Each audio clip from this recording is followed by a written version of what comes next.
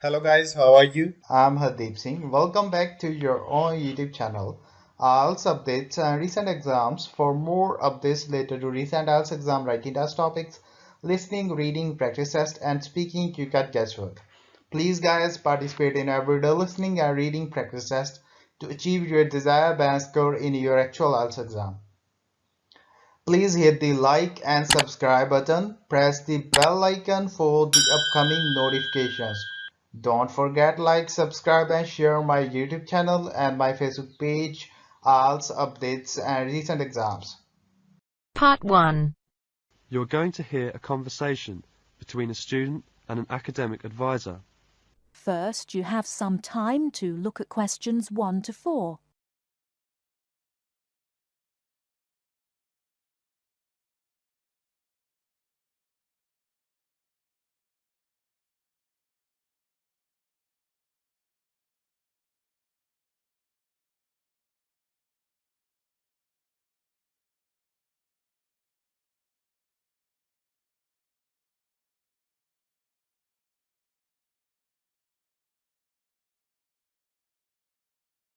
Hello there, you must be Jane. Please come in. My name is Mrs. Dunstan. Hello, Mrs. Dunstan. Pleased to meet you.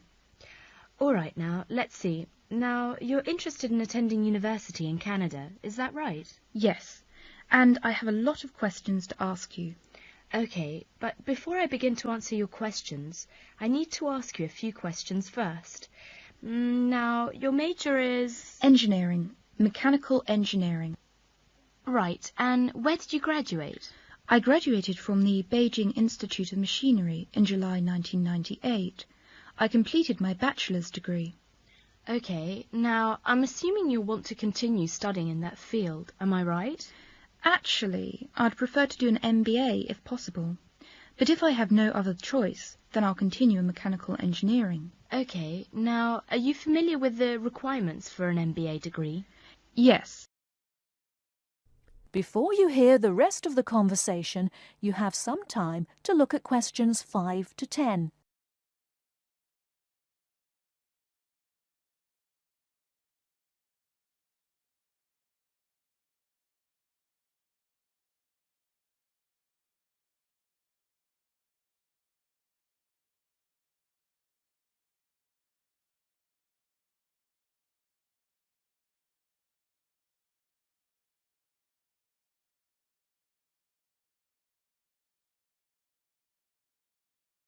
I think I need to do well on the GMAT, and I'll definitely need the TOEFL or IELTS, right?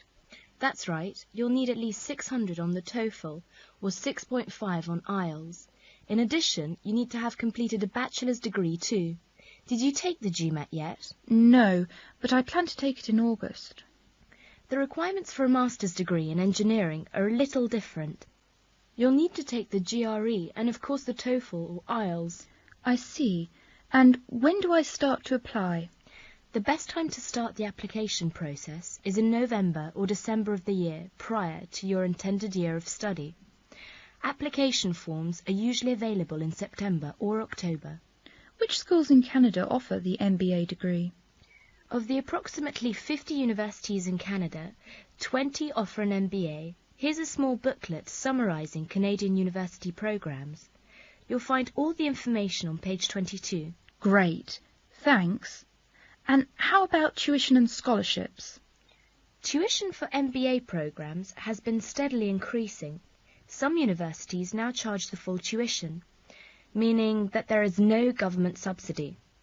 Those universities cost about $10,000 per year, and it's a 2-year program. Other universities are still government subsidized, so the tuition is only about $4,500 per year.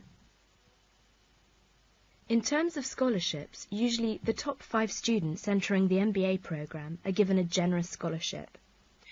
All other students have to pay the full fees. International students have to pay the full tuition. That's $10,000 per year. Oh, is it very difficult to get into an MBA program? Yes, in fact, the competition is very strong. MBA graduates have a pretty easy time finding a job, so many students are eager to do the program thinking it will guarantee them success in their careers. Well, it sure does sound like an excellent way to start a promising future. What is the school year like? Classes begin in September each year and finish before Christmas. They resume after New Year and finish at the end of April. And after April? Why, that's your summer holiday. Sounds great. I want to thank you, Mrs. Dustin, for all your help. I really do appreciate it. You're very welcome, and if you have any other questions, please feel free to contact me. You know my number, right? I sure do. Thanks very much. Goodbye. That is the end of part 1. You now have half a minute to check your answers.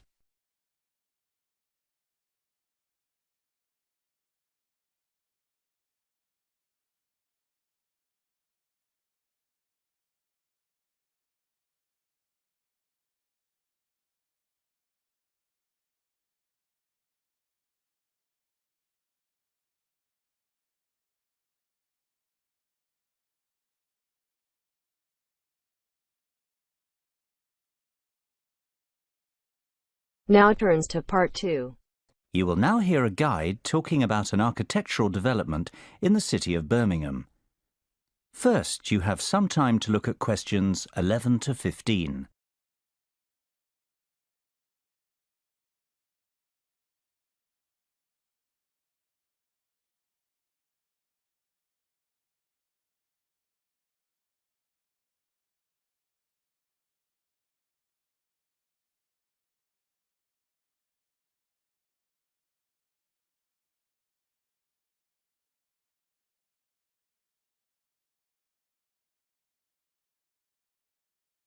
Good morning, ladies and gentlemen.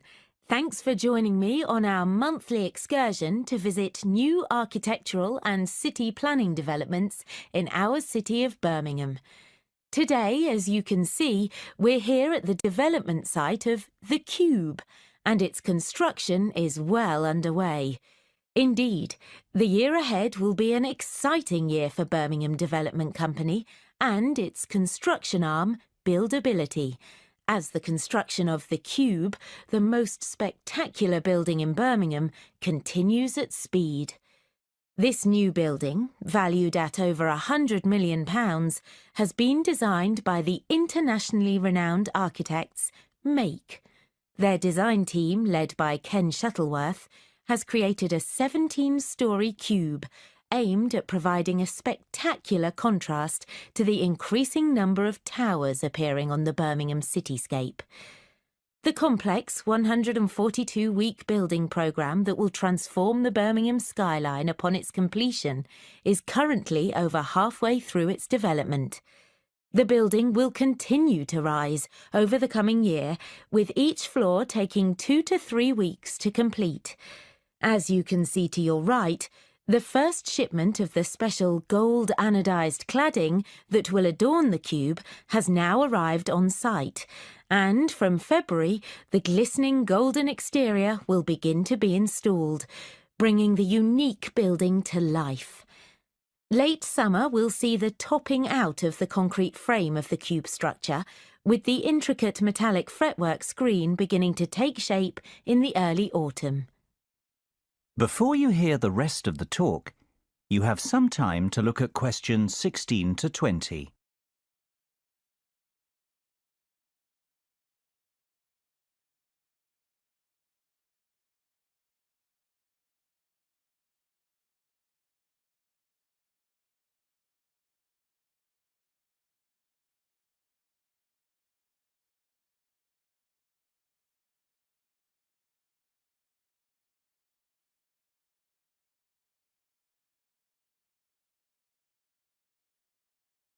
What has been accomplished to date in the city's regeneration has been nothing short of amazing.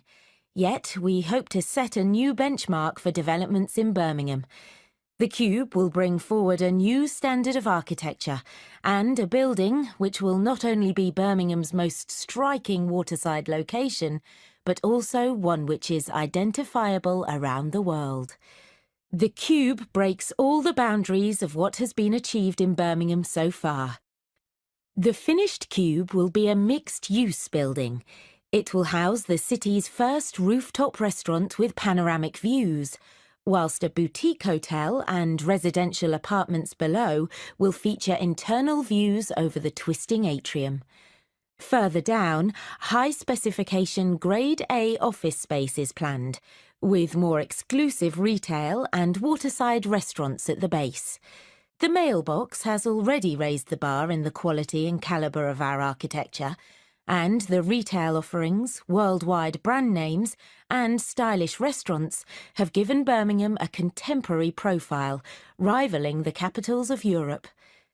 From the outset, the Cube's design team sought to create a new landmark building for Birmingham, which fits into its context and which draws people in. Lined with coloured glass and with an exterior clad in shimmering metal fretwork, the Cube has visible links to Birmingham's heritage in engineering and jewellery manufacture. It was essential that the building created a strong visual presence, immediately identifiable as a gateway to the canal and city centre area to the north. Our city is a city of the future, and as a futuristic building with phenomenal foresight in style and design, the Cube is indicative of our plans in how we see Birmingham developing. The Cube will help to elevate us onto a global stage. Now, let's go and have a look at the progress of the entrance gateway. That is the end of part 2. You now have half a minute to check your answers.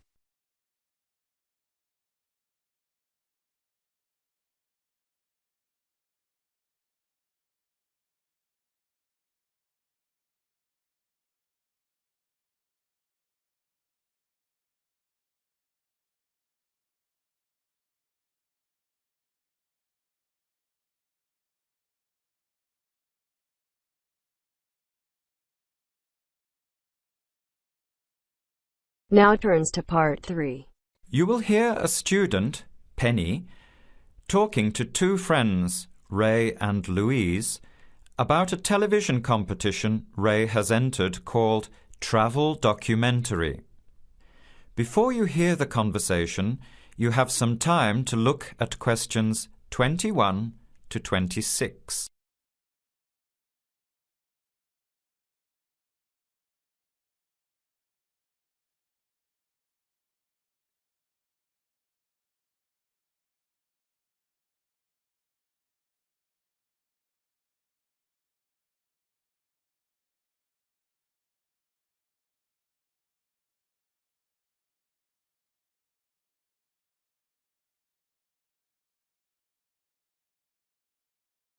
Hi, haven't seen you two in ages.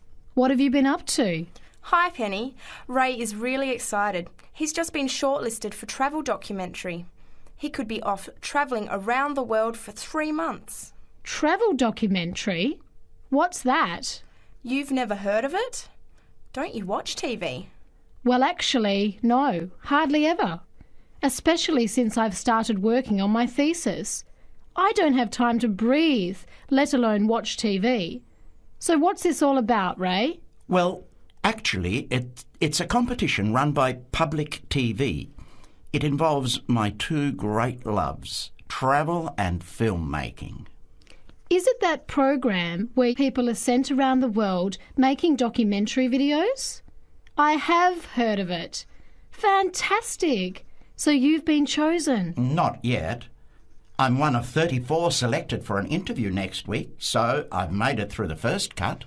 Yeah, there were over 200 applicants from around the country. Pretty amazing, hey? Well, I've been lucky so far. What's the next stage? 13 are chosen from the interview to do a 4-week training course in documentary filmmaking. Then the 8 finalists get sent off with a video camera to travel around the world. Sounds incredible. What's the catch? The catch is that every 2 weeks you have to send in a 10-minute video from a different part of the world. It's broadcast on TV along with the work of 3 of the other competitors and judged by a panel of experts and the TV audience. So you're under a lot of pressure.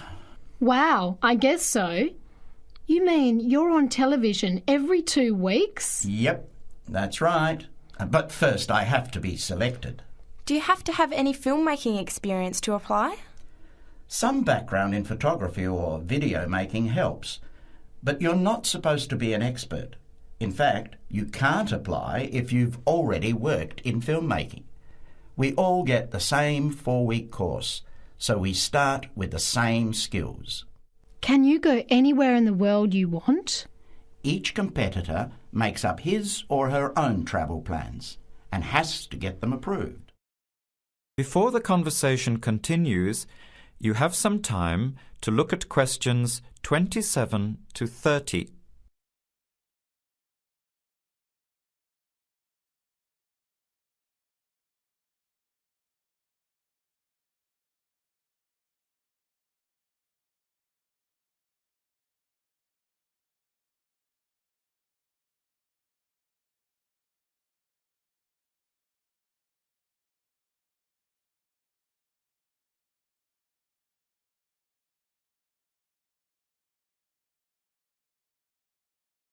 Have you talked with anyone else who has done it? As a matter of fact, just last week I met Sarah Price, a girl from here who did it last year. What did she have to say about it? She said it was the most amazing experience of her life, but it was really tough at times. I think you'd have to be really brave to take off like that alone with so much responsibility. It's not like going on a holiday, is it? No. 2 weeks in a country, often where you can't speak the language, to find a story, film it, organise all the editing. Then you're off to a completely different part of the world to start all over again. Pretty exhausting, but exciting too. What a way to see the world. What about Sarah Price? Did she have any bad experiences? She said the worst part was when she got some mysterious fever in Mongolia and thought she might have to be sent home. Fortunately, it got better, but she said it was scary to feel really ill when you're alone so far away. So what made you want to apply? When I saw the program on TV a while ago, I thought, this is for me. I've always wanted to travel, but needed to work for a year before I could even think about it. Then a new series started up. I thought, now's my chance. Don't you think you'll be lonely? I don't think I'll have time to be homesick. I'm more worried about having too much to do and not enough time to get things organised. So we might be watching you on television in the next few months. I hope so, if I'm lucky. When will you know for sure? They choose the final 8 in March. A month later, you're on your way. So do you have to pay anything? Nothing. It's all paid for. Course, camera, flights, accommodation and in-country travel. The budget is pretty tight though. No extras. I sure hope you get it. Then I'll be finding time to watch at least one program on television every week. That is the end of part 3. You now have half a minute to check your answers.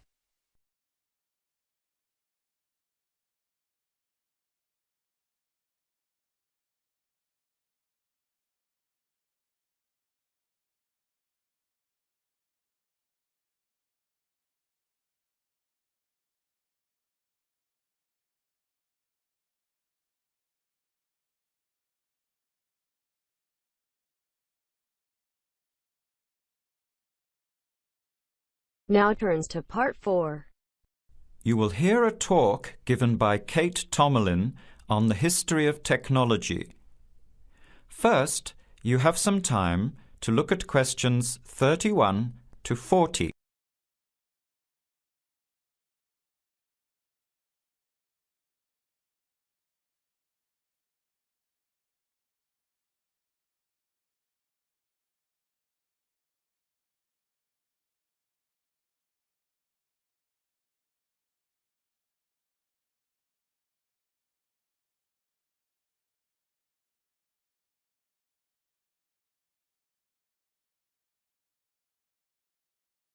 Our talk today in this History of Technology series is about a feat of anti-engineering from the late 19th and early 20th century that is still very much with us today and that is linked with the history of the typewriter. It's the QWERTY keyboard. What, you might ask, is QWERTY? Well, have a look at the nearest typewriter or computer keyboard. If you look at the top row, you will see that Q, W, E, R, T, Y are the first 6 letters. Did you ever think when you were learning to type about why the letters on the keyboard are distributed the way they are? Here's the story. It all has to do with the history of the typewriter. Typewriters existed since the early 1700s, but the first commercially practical system came into being in 1873. The typewriter is one of America's greatest unsung inventions. While the telephone, automobile, and airplane sped up communications and transportation, the typewriter did the same thing for the written word. But few people paid much attention, possibly because they were too busy reading what the typewriter had written about all the other inventions. The first typewriters had the keys laid out in alphabetical order, but this system had problems. Some keys that tended to be typed together were physically close. This made the type bars hit each other and get stuck. Typewriters in 1873 jammed or got stuck if the keys next to each other were hit in quick succession. To solve this problem, in 1878, the QWERTY keyboard was developed, spacing frequent letters away from each other and therefore reducing the number of jams. It was not specifically designed to slow down typists, as is generally believed, but the keyboard did create a built-in inefficiency for typists. The most common keys are scattered all over the keyboard rows, many on the left side. Right-handed people have to use their left hand, which is the weaker hand. Typewriter technology improved, doing away with the original rationale for the QWERTY distribution, but the keyboard remained. In spite of its inefficiency, it is the keyboard we all use today. Already back in 1932, there was a solution to the problem. Efficiency expert August Dvorak came up with a new keyboard layout. His home row consisted of A, O, E, U, I, D, H, T, N, S, which includes all of the vowels as well as the most commonly used letters. On this keyboard, over 3,000 words can be typed using only the home row. In fact, 70% of all the work can be done on the home row, 22% on the row above, and 8% on the row below. The QWERTY keyboard allows only about 50 words to be typed without reaching for other rows. In addition, on Dvorak's keyboard, the right hand handles 56% of the workload and the left handles 44%, just about the opposite of the division of the QWERTY keyboard. This is an advantage for most right-handers. The Dvorak keyboard increased accuracy in typing by almost 50% and speed by 15 to 20%. How much labor did this Dvorak layout save? In one study, a group of typists was evaluated in the use of both keyboards. Those using the Dvorak keyboard moved their fingers just about 1 mile on an average day, while those who used the QWERTY keyboard moved their fingers an average of 12 to 20 miles. The superiority of the Dvorak keyboard was clearly established. However, it has never been adopted as the keyboard of choice.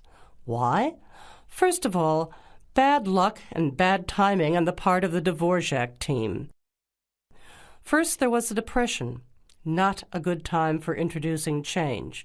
But the main factor that worked against the Dvorak system was habit. People were used to the QWERTY keyboard. Computers today could easily switch the arrangement of letters to the Dvorak layout, but it seemed that because of habit, the QWERTY layout remains dominant. People felt comfortable with the keyboard they learned on, so it was the established patterns of hundreds of millions of typists, manufacturers, typing teachers, and typewriter salespeople that have crushed all moves toward keyboard efficiency for over 70 years. It looks like QWERTY Keyboard may be with us for a long time yet. That is the end of part 4. You now have half a minute to check your answers. So guys, don't forget like, subscribe and share my YouTube channel and my Facebook page, IELTS updates and recent exams. For more updates related to recent IELTS exam writing test topics, listening, reading, practice test and speaking, you got guesswork. Please guys, participate in everyday new IELTS listening and reading practice tests to achieve your desired band score in your actual IELTS exam. For more IELTS material, visit my official website www.ieltsupdatesandrecentexams.com. The link is given below in the description. If you need PDF files of latest IELTS material, then please join my Telegram channel. So guys, please write your score below the comment section. Again, thanks for listening. God bless you all guys. Stay tuned, stay safe.